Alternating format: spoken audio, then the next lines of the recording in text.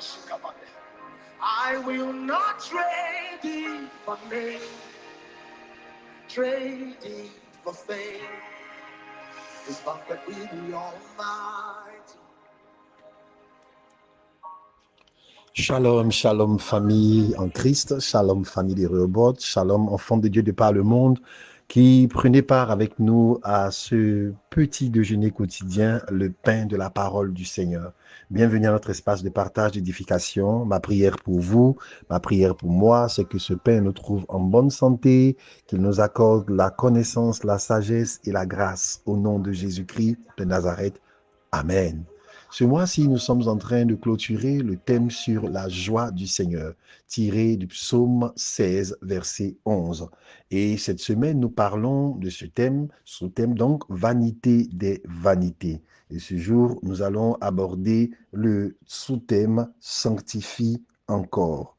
La référence est tirée de Apocalypse 22, 11, qui dit ceci, que celui qui est injuste soit encore injuste, que celui qui est souillé se souille encore, et que celui qui est juste pratique encore la justice, et que celui qui est saint se sanctifie encore.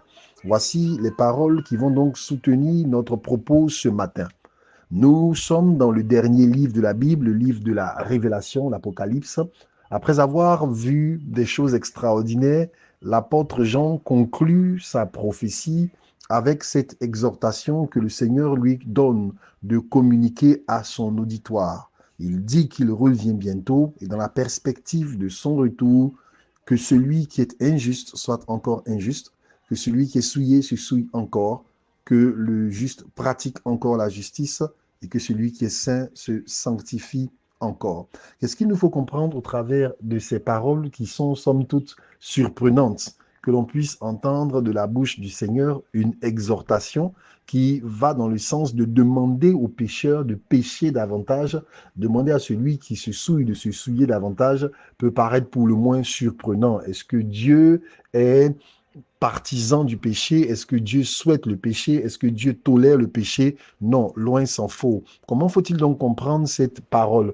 Il faut comprendre cette parole à la perspective, ou dans la perspective, à la lumière donc de ce qui avait été dit dans Apocalypse 3, en disant, parce que tu n'es ni chaud ni froid, je te vomirai de ma bouche. Cette exhortation n'est pas à comprendre dans le sens que celui qui serait froid serait validé et que celui qui serait chaud serait validé. Non, celui qui est froid n'est pas validé, seul celui qui est chaud est validé. Mais en réalité, cette exhortation était en train d'être adressée à ceux qui n'arrivent pas véritablement à se positionner dans une manière radicale, dans une manière décisive, d'une manière complètement sans compromis et qui veulent d'une certaine manière associer un peu de leur vie avec la vie de Dieu, un peu du monde avec la vie du Seigneur, un peu d'obéissance avec un peu de désobéissance, un peu de connaissance de Dieu avec un peu de se laisser aller à ce qui nous arrange. C'est la position du non-choix. Lorsqu'il disait par exemple qu'il nous faut être entièrement consacrés, entièrement donnés, il est en train donc d'exhorter les individus à cesser de naviguer en eau trouble, à cesser de naviguer en eau inconnue sans pouvoir véritablement se décider. Cela nous rappelle l'exhortation que Élie donnait au peuple en disant « Jusqu'à quand clocherez-vous d'un pied ou de l'autre, d'un côté et de l'autre? Si c'est Baal qui est Dieu, allez après lui. Si c'est l'Éternel qui est Dieu, allez après lui. » Cette exhortation de la fin, elle est vraiment importante et elle est prophétique parce qu'elle nous reflète ou parce qu'elle tranche dans une situation où aujourd'hui, effectivement, la division, la séparation entre ce qui est saint et ce qui n'est pas saint, entre ce qui est pur et ce qui n'est pas pur, a du mal à être mise en œuvre. Lorsque nous regardons ceux qui font profession de servir Christ, il est quelquefois difficile de pouvoir se faire une idée jusqu'à ce que la personne ait peut-être confessé ou ait déclaré.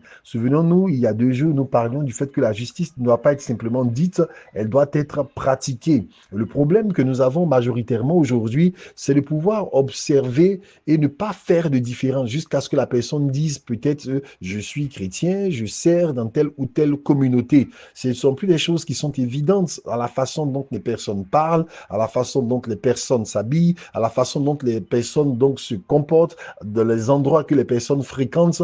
Il n'y a plus cette séparation. Et l'exhortation vient pour nous rappeler que Dieu n'est pas le Dieu de la confusion. Il n'y a que Babylone qui promeut la confusion, où l'on n'arrive plus à discerner, où nous avons un peu de ce qui est de Dieu et nous avons un peu de ce qui est du monde. Donc l'exhortation n'est pas une exhortation à pécher, mais simplement à prendre position en disant il est préférable d'être complètement dans le noir de façon assumée. Il est préférable de rejeter Dieu de façon assumée que d'être dans une position où l'on prétend l'avoir accepté, où l'on prétend l'avoir reçu pendant que nous nous accommodons encore des choses du monde.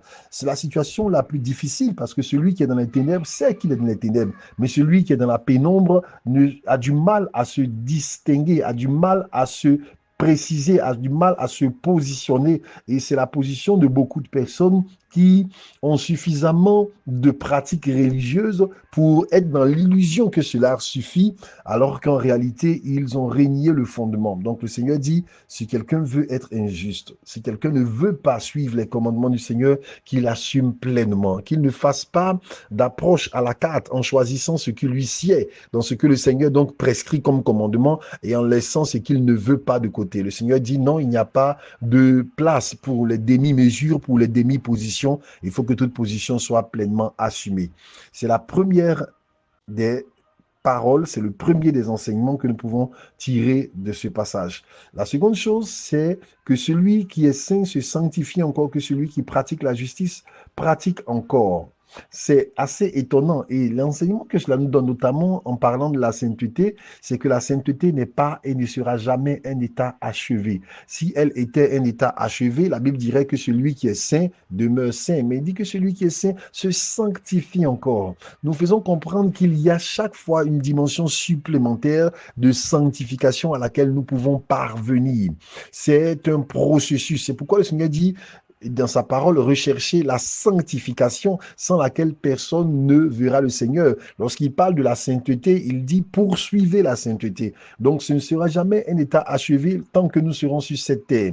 Personne ne peut s'abuser en disant lui-même je suis parfaitement saint, je suis parfaitement parvenu à un état de sanctification achevé. Non, il y a chaque fois une mesure supplémentaire d'obéissance en obéissance. C'est pourquoi la Bible déclare que nous tous qui contemplons le Seigneur, le visage découvert, il nous transforme quoi? De gloire en gloire, de gloire en gloire. Quel que soit le niveau de gloire, de révélation auquel nous sommes parvenus, il y a un autre niveau, il y a des niveaux supplémentaires.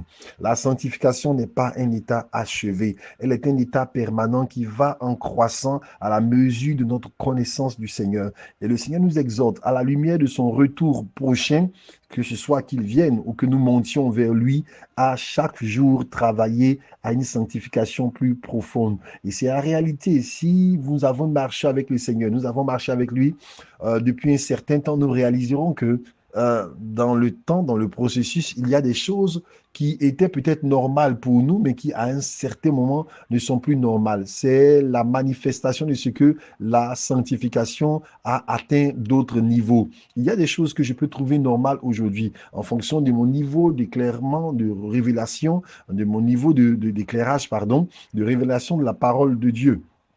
Et que demain, je trouverai comme péché parce que j'aurais été plus éclairé. Pourquoi? Parce que la sanctification est progressive. Je voudrais nous exhorter à être dans cette bonne dynamique, à nous sanctifier encore, à laisser ce travail-là aller de l'avant, se déployer de plus en plus dans nos vies. Que la grâce, que la bonne main du Seigneur soit sur nos vies et qu'il nous bénisse au nom de Jésus. Amen.